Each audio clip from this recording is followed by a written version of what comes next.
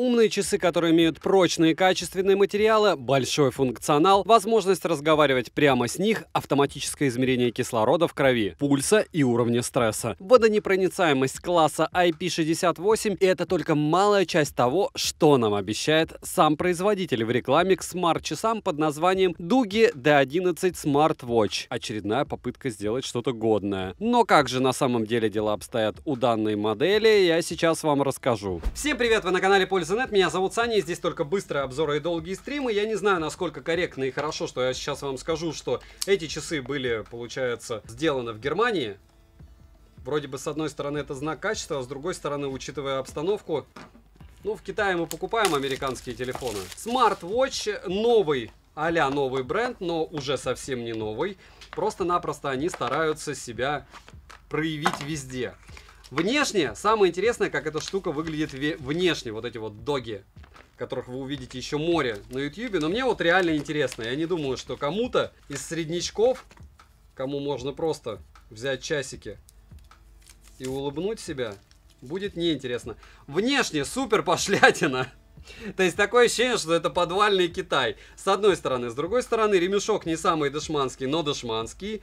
По поводу вот этого вот безеля. Но мне кажется, это больше шутка, потому что на фотке это выглядело вообще по-другому. Упаковка, ну вы поняли? Супер жирный красный кожаный ремешок, который пахнет химией больше, чем резина. Еще один резиновый. Разумеется, здесь есть какого-то рода динамик. Может быть, эта штука и правда хорошо работает. Лучше, чем выглядит. Хотя, с другой стороны, для каких-нибудь тиктокеров самое то. Ширина быстросъемного ремешка какого-то лешего 24 миллиметра. Я не знаю, как вы будете искать ему замену. С другой стороны, вот эти ремешки очень похожи на 22. А эти 22. Модель здесь описана, здесь показано, какие конкретно программы. Плюсом в карму, что все на русском языке, несмотря и вопреки всему. Ну, вы поняли, да, Германия, а здесь русский язык у нового устройства. Вес с ремешком 52 грамма. Вот так относительно яблока их размеры выглядят. Что у них по функциям самое интересное? Почему? Потому что эта штуковина будет выгодна для покупки. А насколько она будет выгодна для эксплуатации, вы узнаете в ролике. Не забудьте подписаться на канал, написать в комментах, что бы вы еще хотели увидеть на обзор. И, возможно, я даже эти часы разыграю. Но это мы посмотрим. Смотрим.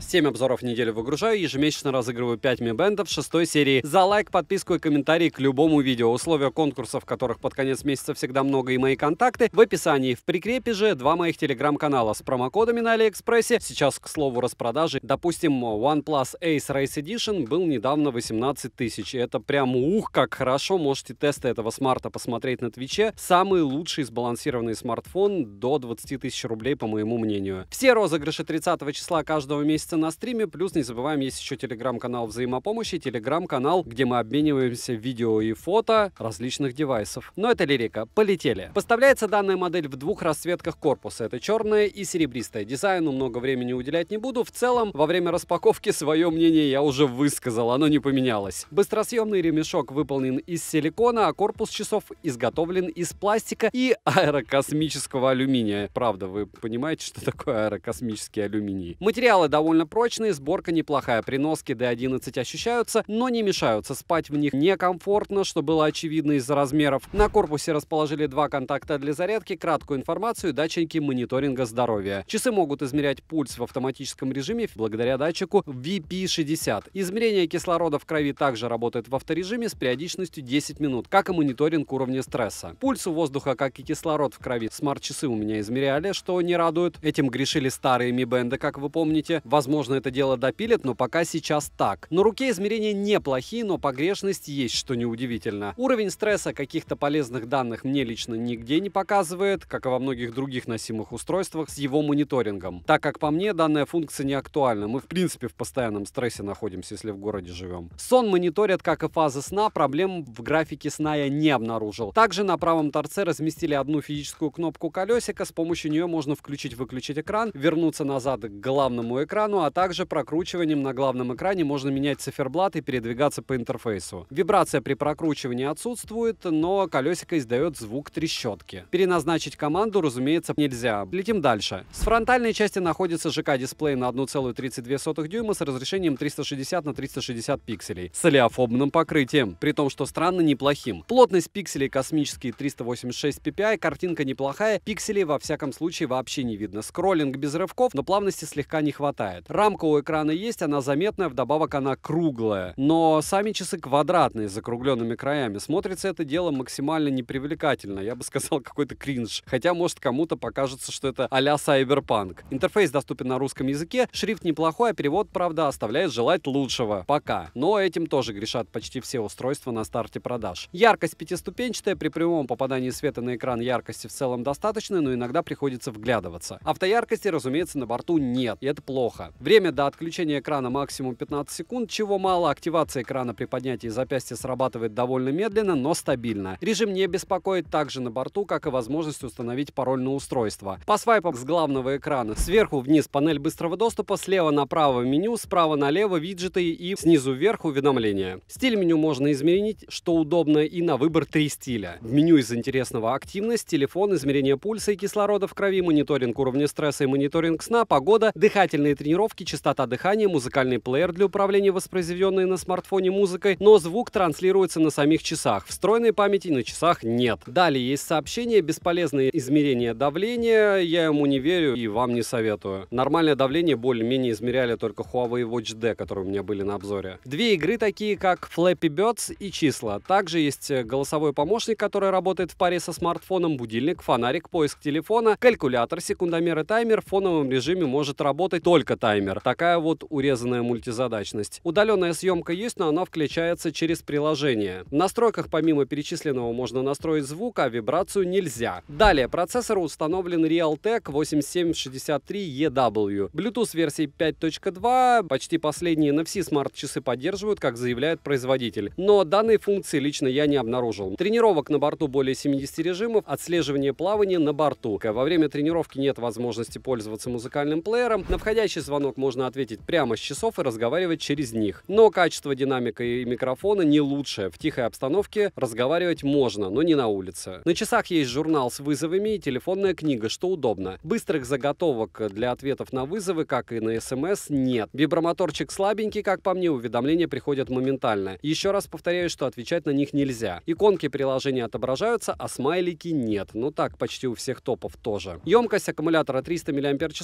полный цикл зарядки занимает 2 часа 10 минут. В интенсивном сценарии использования они проживут не более 5,5 суток. И как по мне, в функционале данный результат неплохой. Водонепроницаемость класса IP68, разумеется, с ними можно купаться, плавать, принимать душ и все подобное. Но в сауну, опять же, повторяюсь, я бы с такими девайсами не ходил. Для примера, я окунул их в воду, по итогу они остались, разумеется, живы и работоспособны. Далее, подключаются данные часы к приложению Glory Fit. Странное такое название, правда? В приложении есть 4 основные вкладки. В первой вкладке можно посмотреть весь мониторинг вашего здоровья. Во второй вкладке это тренировки, третья — настройки носимого устройства и четвертая — это профиль. В настройках мы имеем возможность загрузить контакты прямо на часы до 100 штук. Далее есть магазин с циферблатами, которых достаточно много, как по мне, интересных вообще нет, но хорошо, что на них можно установить другую картинку, любую, на заставку. Настроить мониторинг здоровья возможность есть, как и в принципе воспользоваться стандартными настройками часов. Обновить прошивку можно, обновления, к слову, уже прилетали. Минусы: нет пока автояркости и не будет, нет возможности подключать наушники и тому подобное, нет встроенной выделенной памяти, и ее тоже не появится. Заметная рамка у экрана, нет быстрых ответов, не отображаются смайлики, и в целом я уже говорил о всех недостатках, и здесь космос. В каком-то смысле часики Франкенштейн такой. Цену можете посмотреть по ссылке в описании к видео, это один из тех моментов, которые в этом девайсе радуют. За любой комментарий огромное вам спасибо, вы помогаете проекту, разумеется, без мата, хамства и рекламы. Не забудьте подписаться на телеграм-канал скидок, там сейчас сейл. Я выкладываю очень много всего, что и сам планировал купить. Допустим, Xiaomi-шные часы, которые S1 Pro только что вышли, планирую приобрести для обзора. Резюмирую, Дуги D1 Smart Watch по функционалу, конечно, показали себя относительно хорошо, но лично мне внешний вид их вообще не зашел. Если вам зашел данный дизайн, то данный вариант, наверное, можно рассматривать в покупке, но опять же, это еще один из разряда часов Halo и всего подобного. Вы получаете огромный функционал за копейки со странным внешним видом, поэтому от меня девайс девайсу относительное «да», потому что я уверен, что кто-то из моих подписчиков это все дело оценит. Пишите в комментариях, что бы вы еще хотели увидеть на обзоре. Добра и удачи вам, дорогие друзья. Завтра Xiaomi 11 Ultra.